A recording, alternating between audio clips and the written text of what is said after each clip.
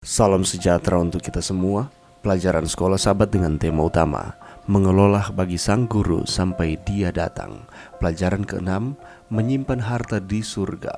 Sahabat petang, ayat hafalan, apa gunanya seorang memperoleh seluruh dunia tetapi ia kehilangan nyawanya? Karena apakah yang dapat diberikannya sebagai ganti nyawanya? Markus 8 ayat 36 dan 37. Yesus memberikan kepada kita strategi berinvestasi terbaik di dunia manakala ia berkata, "Janganlah kamu mengumpulkan harta di bumi. Di bumi ngengat dan karat merusakkannya, dan pencuri membongkar serta mencurinya. Tetapi kumpulkanlah bagimu harta di sorga. Di sorga ngengat dan karat tidak merusakkannya, dan pencuri tidak membongkar serta mencurinya." Matius 6 ayat 19 dan 20. Yesus menyimpulkan strategi investasinya dengan mengatakan, "Karena di mana hartamu berada, di situ juga hatimu berada." Matius 6 ayat 21. Dengan kata lain, tunjukkan kepadaku untuk apa engkau membelanjakan uangmu, dan aku akan menunjukkan kepadamu di mana hatimu berada. Karena kemana engkau menaruh uangmu, hatimu pasti mengikuti jika itu belum ada di sana. Apakah Anda menginginkan hati bagi kerajaan Allah? Jika demikian, taruhlah uangmu di mana itu akan menuai upah-upah kekal. Taruhlah waktumu, uangmu, dan doamu ke dalam pekerjaan Tuhan. Jika engkau melakukannya, engkau akan segera menjadi lebih tertarik pada pekerjaan itu, dan hatimu akan mengikuti juga. Pekan ini kita akan mempelajari ayat-ayat dan ilustrasi yang akan menunjukkan kepada kita bagaimana menyimpan harta di sorga dan terutama menuai upah kekal. Adapun pokok pelajaran yang akan kita pelajari sepanjang minggu ini, Nuh adalah satu contoh mengenai seseorang yang menyimpan harta di sorga. Dia berjalan dengan Allah dan oleh iman menginvestasikan sumber dayanya dalam membangun bahtera di atas tanah kering. Dalam mengamarkan dunia agar terhindar dari kehancuran karena fenomena hujan yang tidak ada saat itu, Nuh menyelamatkan dirinya dan keluarganya, mewarisi seluruh bumi. Abraham juga oleh percaya melakukan perjalanan, tidak mengetahui kemana dia sedang pergi, percaya bahwa banyak keturunan akan datang dari istrinya yang mandul. Kemudian Abraham mengambil putra tunggal, yaitu harta terbesarnya, untuk dikorbankan. Musa, seorang pangeran, melepaskan kerajaannya karena dia memahami benar bahwa menderita bagi pekerjaan Allah adalah lebih menguntungkan daripada kekayaan dan kesenangan duniawi.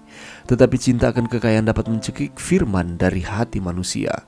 Contoh Lot pergi ke Sodom yang makmur dan mengenai Yakub menggunakan tipu daya untuk mendapatkan hak kesulungan. Keduanya berakhir dengan kerugian dan penderitaan. Dengan bertobat, Lot diselamatkan dan namanya terpelihara di antara orang-orang benar. Belakangan, beberapa keturunannya dicangkokkan ke dalam garis keturunan mesianik. Yakub dengan permohonan dan tangisan menjadi Israel, menjadi bapak bangsa yang terpilih.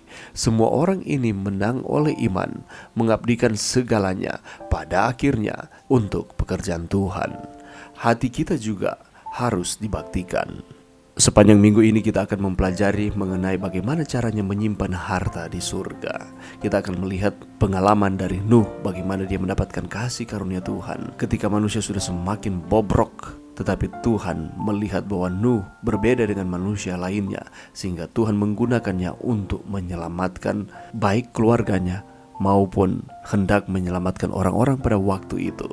Kita akan melihat di dalam Kejadian 6 ayat 5-14 ada perubahan radikal yang terjadi. Apakah perubahan radikal tersebut yang datang kepada Nuh sebagai hasil dari menuruti Allah? Kemudian kita akan melihat pelajaran mengenai Abraham dan Lot. Ada hal-hal yang dilakukan oleh Abraham maupun hal-hal yang dilakukan oleh Lot yang berkenan kepada Tuhan.